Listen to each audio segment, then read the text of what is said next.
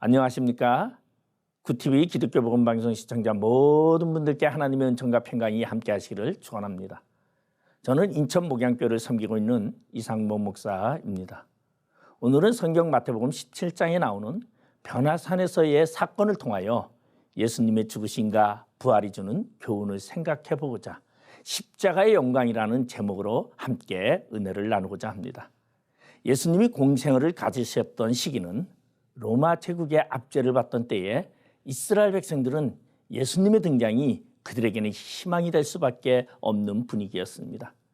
예수님이 가는 곳마다 수많은 군중이 모여들었습니다. 환호합니다. 예수님이야말로 이스라엘을 로마로부터 구원해 줄 메시아로 생각했기 때문입니다. 이때 예수님의 제자들은 무척 신바람이 났을 것입니다. 마치 곧 벼슬이라도 한 것 같은 기분이었을지도 모릅니다. 그런데 마태복음 16장 21절에서 28절의 말씀을 보면 예수님께서 처음으로 제자들에게 자신이 장로들과 대제사장들과 서기관들에게 많은 고난을 받고 죽임을 당하고 제3일이 지나서 살아날 것을 이야기합니다. 제자들로서는 자신들의 소망에 마치 찬물을 끼얹은 것 같은 그런 말씀을 자신들이 따르는 선생님이신 예수님이 하시는 것이었습니다.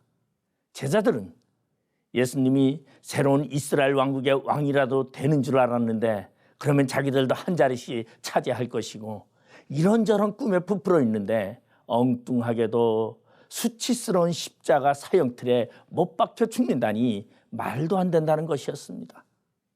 이때 제자들 중에 가장 적극적이었던 베드로가 나서서 예수님께 항의합니다. 베드로가 예수를 붙들고 항변하여 이르되 주여 그리 마옵소서 일이 결코 주께 미치지 아니하리이다라고 말하고 있습니다.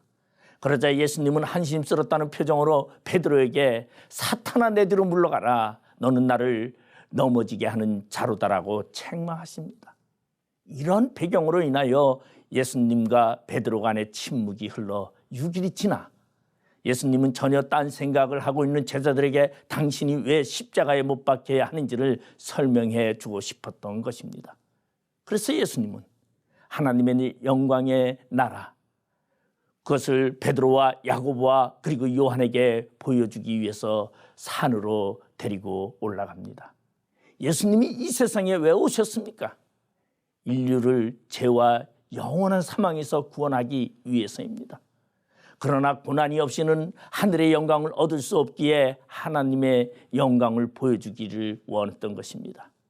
변화산의 사건은 한마디로 표현해서 천국의 영광을 보여주는 예고편입니다.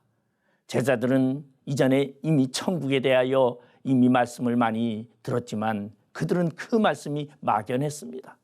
관심도 별로 없었습니다. 그리고 그들의 관심은 오직 이 세상 나라였습니다.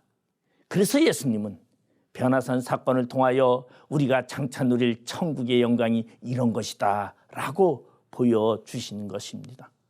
먼저 천국의 중심인 예수님의 영광을 보여주십니다. 예수님의 모습이 순식간에 변화되는데 그의 얼굴이 해같이 빛납니다. 옷이 휘어졌다고 했는데 마가복음 9장 3절에서는 세상에서 빨래하는 자가 그렇게 희게 할 수 없을 만큼 심히 휘어졌더라고 성경은 말하고 있습니다. 아무리 빨래를 잘해도 그렇게 될 수 없을 정도라고 표현합니다. 예수님의 신성이 속으로부터 발산되어 옷까지 변화된 것입니다. 그뿐만 아니라 구약시대의 대표인물인 모세와 엘리야가 나타나게 되었고 갑자기 구름이 몰려오기 시작을 합니다. 구름은 하나님의 임재를 상징하는 현상입니다. 그 가운데서 하나님의 음성이 들려옵니다. 이것은 마치 요단강 세례시에 하늘에서 하나님의 음성이 들렸던가 비슷한 것이었습니다. 그러나 분명한 것은 예수님의 십자가의 죽음이 있은 후에 부활의 영광과 함께 진정한 안식과 평강이 함께 하신다는 것입니다. 예수님의 십자가 후에 부활입니다.